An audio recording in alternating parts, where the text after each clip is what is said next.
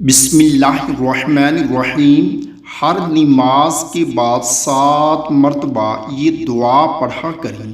حضرت موسیٰ رضی اللہ تعالی عنہ فرماتے ہیں کہ جب نبی کریم صلی اللہ علیہ وآلہ وسلم کو کسی قوم سے خطرہ محسوس ہوتا تو یہ کلمات پڑھا کرتے: اللہم انا نجعلک فی نحورہم وَنَعُوذُ بِكَ مِن شُرُورِهِمْ۔ اے اللہ، ہم آپ کو کرتے ہیں ان کے سینوں کے درمیان اور ہم آپ کی پناہ مانگتے ہیں ان کے شرور سے۔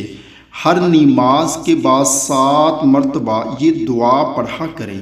اس کے علاوہ کسی بھی جگہ پر خطرہ محسوس ہو تو اس دعا کو پڑھ لیا کریں۔